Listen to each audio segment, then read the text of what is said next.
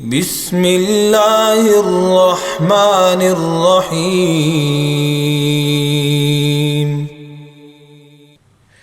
يا أيها الذين آمنوا أوفوا بالعقود أحلت لكم بهيمة الأنعام إلا ما يتلى عليكم غير محل الصيد وأنتم حرم إن الله يحكم ما يريد. يا أيها الذين آمنوا لا تحلوا شعائر الله ولا الشهر الحرام ولا الهدي ولا القلائد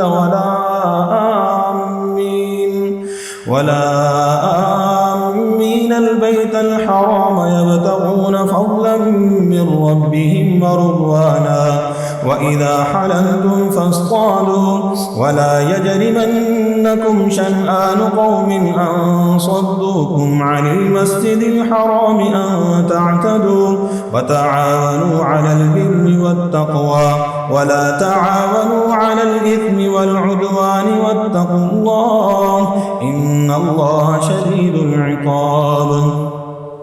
حرمت عليكم الميتة والدم ولحم الخنزير وما أهل لغير الله به والمنخنقة والموقوذة والمتردية والنطيحة وما أكل السبع إلا ما ذكيتم وما ذبح على النصب وأن تستقسموا بالأزلام ذلكم فسق. اليوم يئس الذين كفروا من دينكم فلا تخشوهم واخشون اليوم أكملت لكم دينكم وأتممت عليكم نعمتي ورضيت لكم الإسلام دينا فمن اضطر في مخمصة غير متجانف لإثم فإن الله غفور رحيم.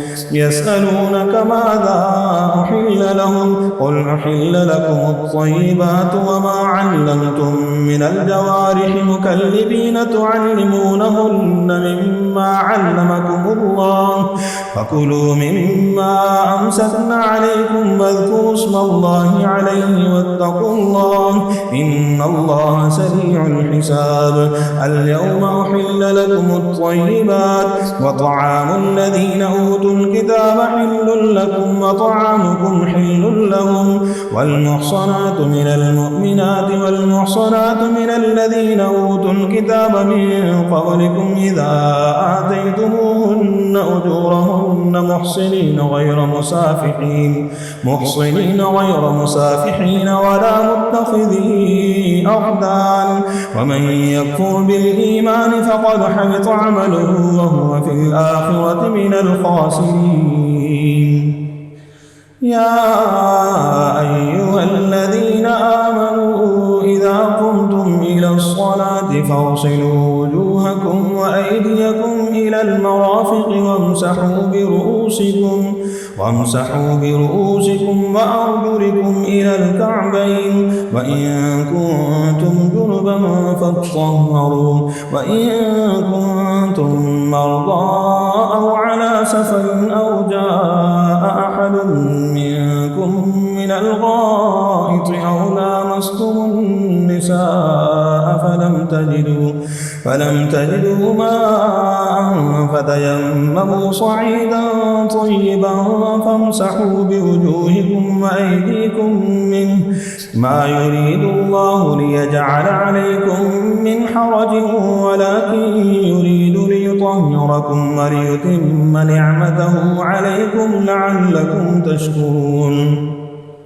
واذكروا نعمة الله عليكم وميثاقه الذي واثقكم به إذ قلتم سمعنا وأطعنا واتقوا الله إن الله عليم بذات الصدور. يا أيها الذين آمنوا كونوا قوامين لله شهداء بالقسط ولا يجرمنكم شنآن قوم على ألا تعدلوا اعدلوا هو أقرب للتقوى واتقوا الله إن الله خبير بما تعملون. وعد الله الذين آمنوا وعملوا الصالحات لهم مغفرة وأجر عظيم والذين كفروا وكذبوا بآياتنا أولئك أصحاب الجحيم.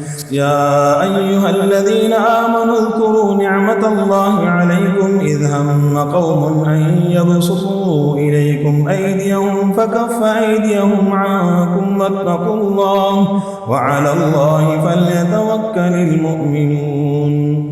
ولقد أخذ الله ميثاق بني إسرائيل وبعثنا منهم 12 نقيبا وقال الله إني معكم لئن أقمتم الصلاة وآتيتم الزكاة وآمنتم برسلي وعزرتموهم وأقرضتم الله قرضا حسنا لأكفرن عنكم سيئاتكم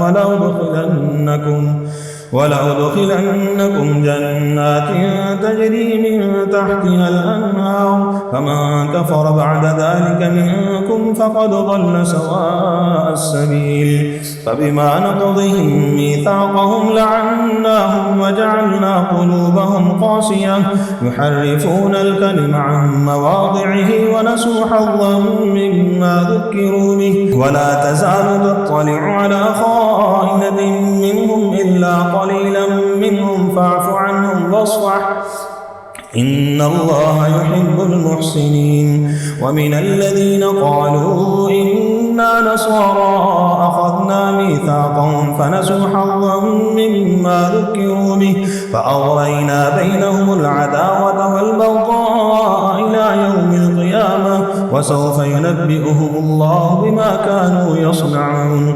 يا أهل الكتاب قد جاءكم رسولنا يبين لكم كثيرا مما كنتم تخفون من الكتاب ويعفو عن كثير قد جاءكم من الله نور وكتاب مبين يهدي به الله من اتبع رضوانه سبل السلام ويخرجهم من الظلمات إلى النور بإذنه ويهديهم إلى صراط مستقيم. لقد كفر الذين قالوا إن الله هو المسيح ابن مريم قل فمن يملك من الله شيئا إن أراد أن يهلك المسيح ابن مريم وأمه ومن في الأرض جميعا ولله ملك السماوات والأرض وما بينهما يخلق ما يشاء والله على كل شيء قدير. وقالت اليهود والنصارى نحن أبناء الله وأحباؤه قل فلم يعذبكم بذنوبكم بل أنتم بشر ممن خلق يغفر لمن يشاء ويعذب من يشاء ولله ملك السماوات والأرض وما بينهما وإليه المصير. يا أهل الكتاب قد جاءكم رسولنا يبين لكم على فترة من الرسل أن تقولوا ما جاءنا من بشير ولا نذير فقد جاءكم بشير ونذير والله على كل شيء قدير.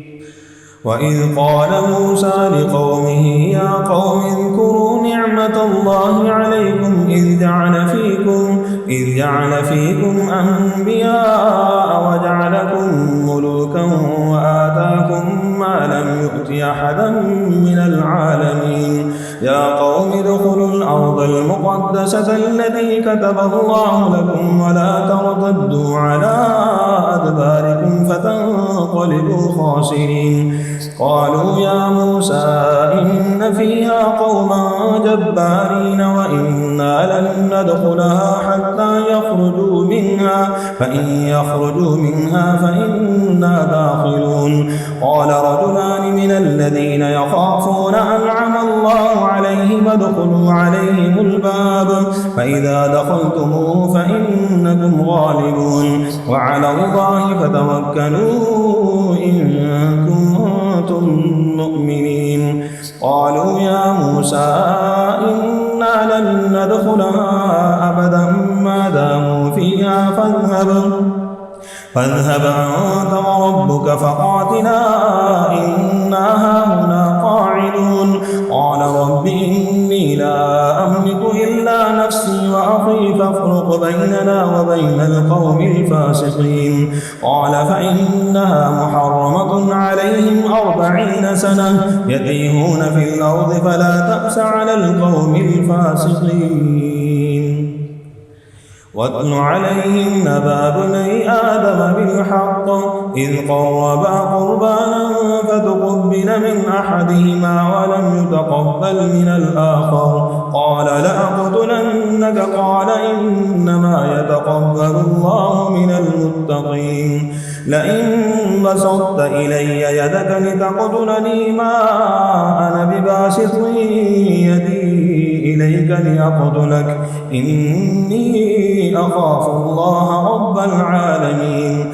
إني أريد أن تبوء بإثمي وإثمك فتكون من أصحاب النار وذلك جزاء الظالمين. فطوعت له نفسه قتل أخيه فقتله فأصبح من الخاسرين. فبعث الله غرابا يبحث في الأرض ليريه كيف يواري سوءة أخيه قال يا ويلتى أعجزت أن أكون مثل هذا الغراب فأواري سوءة أخي فأصبح من النادمين. من أجل ذلك كتبنا على بني إسرائيل أنه من قتل نفسا بغير نفس أو فساد في الأرض فكأنما قتل الناس جميعا ومن أحياها فكأنما أحيا الناس جميعا.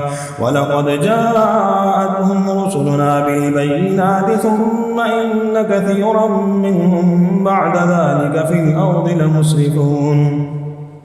إنما جزاء الذين يحاربون الله ورسوله ويسعون في الأرض فسادا أن يقتلوا أو يصلبوا أو تقطع أيديهم وأرجلهم من خلاف أو ينفوا من الأرض ذلك لهم خزي في الدنيا ولهم في الآخرة عذاب عظيم. إلا الذين تابوا من قبل أن تقدروا عليهم فاعلموا أن الله غفور رحيم. يا أيها الذين آمنوا اتقوا الله وابتغوا إليه الوسيلة وجاهدوا في سبيله لعلكم تفلحون. إن الذين كفروا لو أن لهم ما في الأرض جميعا ومثله معه ليفتدوا به من عذاب يوم القيامة ما تقبل منهم ولهم عذاب أليم. يريدون أن يخرجوا من النار وما هم بخالدين منها ولهم عذاب مقيم. والسارق والسارقة فاقطعوا أيديهما جزاء بما كسبا نكالا من الله والله عزيز حكيم. فمن تاب من بعد ظلمه وأصلح فإن الله يتوب عليه إن الله غفور رحيم. ألم تعلم أن الله له ملك السماوات والأرض يعذب من يشاء ويغفر لمن يشاء والله على كل شيء قدير. يا أيها الرسول لا يحزنك الذين يسارعون في الكفر من الذين قالوا آمنا بأفواههم ولم تؤمن قلوبهم ومن الذين هادوا سماعون للكذب سماعون لقوم آخرين لم يأتوك يحرفون الكلم من بعد مواضعه يقولون إن أوتيتم هذا فخذوه وإن لم تؤتوه فاحذروا ومن يرد الله فتنته فلن تملك له من الله شيئا. أولئك الذين لم يرد الله أن يطهر قلوبهم لهم في الدنيا خزي ولهم في الآخرة عذاب عظيم. سماعون للكذب أكالون للسحت فإن جاءوك فاحكم بينهم أو أعرض عنهم وإن تعرض عنهم فلن يضروك شيئا وإن حكمت فاحكم بينهم بالقسط إن الله يحب المقسطين. وكيف يحكمونك وعندهم التوراة فيها حكم الله ثم يتولون من بعد ذلك وما أولئك بالمؤمنين. إنا أنزلنا التوراة فيها هدى يحكم بها النبيون الذين أسلموا للذين هادوا والربانيون والأحبار بما استحفظوا من كتاب الله وكانوا عليه شهداء فلا تخشوا الناس واخشوني ولا تشتروا بآياتي ثمنا قليلا ومن لم يحكم بما أنزل الله فأولئك هم الكافرون وكتبنا عليهم فيها أن النفس بالنفس والعين بالعين والأنف بالأنف والأذن بالأذن والسن بالسن والجروح قصاص فمن تصدق به فهو كفارة له ومن لم يحكم بما أنزل الله فأولئك هم الظالمون وقفينا على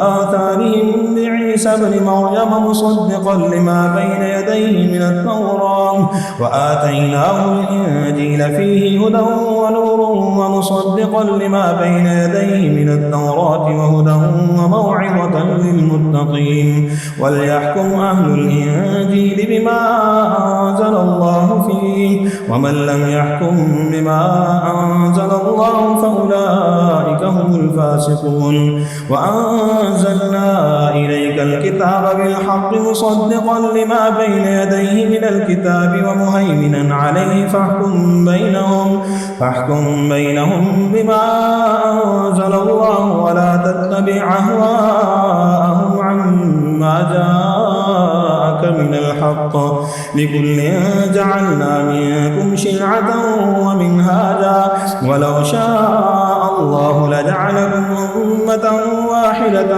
ولكن ليبلوكم فيما آتاكم فاستبقوا الخيرات إلى الله مرجعكم جميعا فينبئكم بما كنتم فيه تختلفون وأن احكم بينهم بما أنزل الله ولا تتبع أهواءهم واحذرهم أن يفتنوك عن بعد ما أنزل الله إليك فإن تولوا فاعلم أنما يريد الله أن يصيبهم ببعض ذنوبهم وإن كثيرا من الناس لفاسقون أفحكم الجاهلية يبغون ومن أحسن من الله حكما لقوم يوقنون يا أيها الذين آمنوا لا تتخذوا اليهود والنصارى أولياء بعضهم أولياء بعض ومن يتولهم منكم فإنه منهم إن الله لا يهدي القوم الظالمين فترى الذين في قلوبهم مرض يسارعون فيهم يقولون نخشى أن تصيبنا دائرة فعسى الله أن يأتي بالفتح أو أمر من عنده فيصبحوا على ما أسروا في أنفسهم نادمين ويقول الذين آمنوا أهؤلاء الذين أقسموا بالله جهد أيمانهم إنهم لمعكم حبطت أعمالهم فأصبحوا خاسرين يا أيها الذين آمنوا من يرتد منكم عن دينه فسوف يأتي الله بقوم يحبهم ويحبونه أذلة على المؤمنين أعزة على الكافرين يجاهدون في سبيل الله ولا يخافون لومة لائم ذلك فضل الله يؤتيه من يشاء والله واسع عليم إنما وليكم الله ورسوله والذين آمنوا الذين يقيمون الصلاة ويؤتون الزكاة وهم راكعون ومن يتول الله ورسوله والذين آمنوا فإن حزب الله هم الغالبون يا أيها الذين آمنوا لا تتخذوا الذين اتخذوا دينكم هزءا ولعبا من الذين أوتوا الكتاب من قبلكم والكفار أولياء واتقوا الله إن كنتم كنتم مؤمنين. وإذا ناديتم إلى الصلاة اتخذوها هزؤا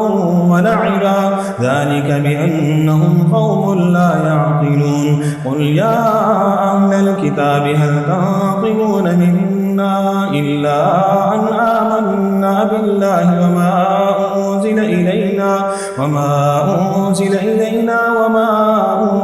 من قبل وأن أكثركم فاسقون. قل هل أنبئكم بشر من ذلك مثوبة عند الله من لعنه الله وغضب عليه وجعل منهم القردة والخنازير وعبد الطاغوت أولئك شر مكانا وأضل عن سواء السبيل. وإذا جاءوكم قالوا آمنا وقد دخلوا بالكفر وهم قد خرجوا به والله أعلم بما كانوا يكتمون. وترى كثيرا منهم يسارعون في الإثم والعدوان وأكلهم السحت لبئس ما كانوا يعملون. لولا ينهاهم الربانيون والأحبار عن قولهم الإثم وأكلهم السحت لبئس ما كانوا يصنعون. وقالت اليهود يد الله مغلولة غلت أيديهم ولعنوا بما قالوا بل يداه مبسوطتان ينفق كيف يشاء وليزيدن كثيرا منهم ما أنزل إليك من ربك طغيانا وكفرا وألقينا بينهم العداوة والبغضاء إلى يوم القيامة كلما أوقدوا نارا للحرب أطفأها الله ويسعون في الأرض فسادا والله لا يحب المفسدين. ولو أن أهل الكتاب آمنوا واتقوا لكفرنا عنهم سيئاتهم ولأدخلناهم جنات النعيم. ولو أنهم أقاموا التوراة والإنجيل وما أنزل إليهم من ربهم لأكلوا من فوقهم ومن تحت أرجلهم منهم أمة مقتصدة وكثير منهم ساء ما يعملون. يا أيها الرسول بلغ ما أنزل إليك من ربك وإن لم تفعل فما بلغت رسالاته والله يعصمك من الناس إن الله لا يهدي القوم الكافرين. قل يا أهل الكتاب لستم على شيء حتى تقيموا التوراة والإنجيل وما أنزل إليكم من ربكم وليزيدن كثيرا منهم ما أنزل إليك من ربك طغيانا وكفرا فلا تأس على القوم الكافرين. إن الذين آمنوا والذين هادوا والصابئون والنصارى من آمن بالله واليوم الآخر وعمل صالحا فلا خوف عليهم ولا هم يحزنون. لقد أخذنا ميثاق بني إسرائيل وأرسلنا إليهم رسلا كلما جاءهم رسول بما لا تهوى أنفسهم فريقا كذبوا وفريقا يقتلون وحسبوا ألا تكون فتنة فعموا وصموا ثم تاب الله عليهم ثم عموا وصموا كثير منهم والله بصير بما يعملون.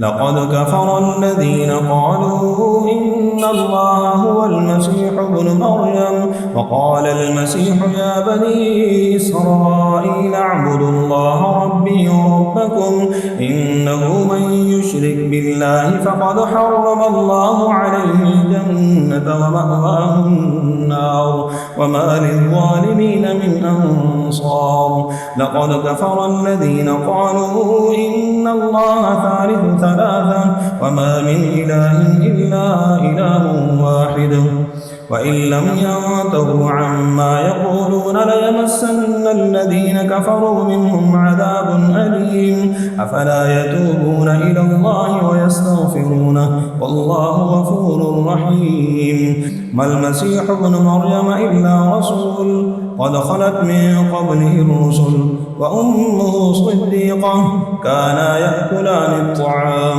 انظر كيف نبين لهم الآيات ثم انظر أنى يؤفكون قل أتعبدون من دون الله ما لا يملك لكم ضرا ولا نفعا والله هو السميع العليم قل يا أهل الكتاب لا تغلوا في دينكم غير الحق ولا تتبعوا أهواء قوم قد ضلوا من قبل وأضلوا كثيرا وضلوا عن سواء السبيل لعن الذين كفروا من بني إسرائيل على لسان داود وعيسى بن مريم ذلك بما عصوا وكانوا يعتدون كانوا لا يتناهون عن منكر فعلوه لبئس ما كانوا يفعلون ترى كثيرا منهم يتولون الذين كفروا لبئس ما قدمت لهم أنفسهم أن سخط الله عليهم وفي العذاب هم خالدون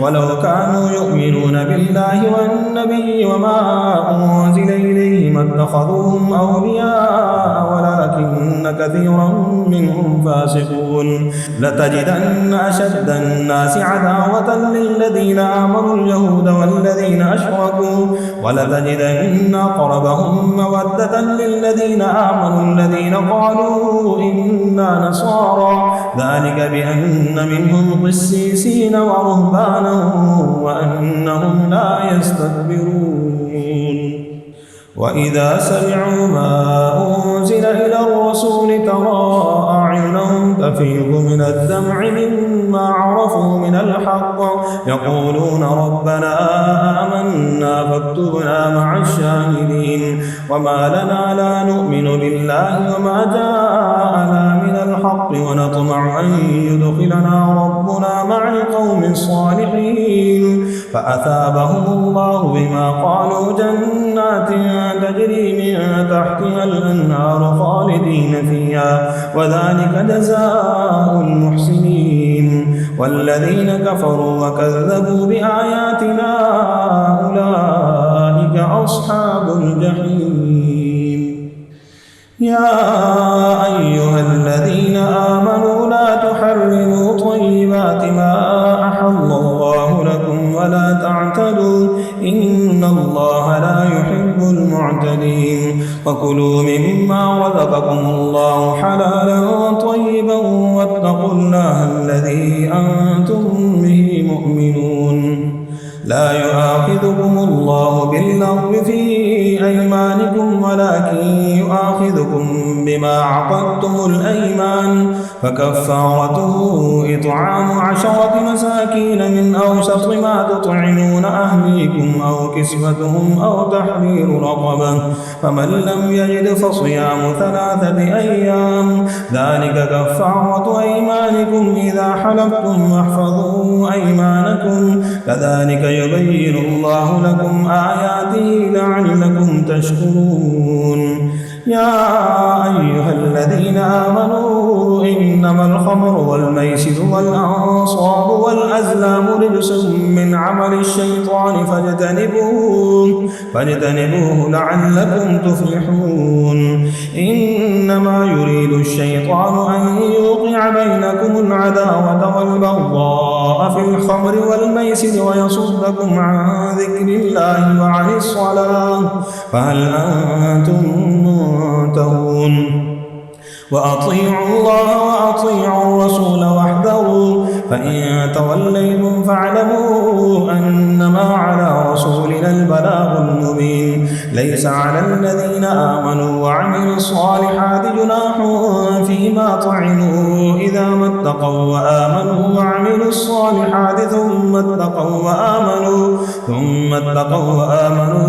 اتقوا وأحسنوا والله يحب المحسنين يا أيها الذين آمنوا ليبلونكم الله بشيء من الصيد تناله أيديكم ورماحكم ليعلم الله من يخافه بالغيب فمن اعتدى بعد ذلك فله عذاب أليم يا أيها الذين آمنوا لا تقتلوا الصيد وأنتم حرم ومن قتله منكم متعمدا فجزاء مثل ما قتل من النعم يحكم به ذوى عدل منكم هديا بالغ الكعبة أو كفارة طعام مساكين أو عدل ذلك صياما ليذوق وبال أمره عفى الله عما سلف ومن عاد فينتقم الله منه والله عزيز ذو انتقام.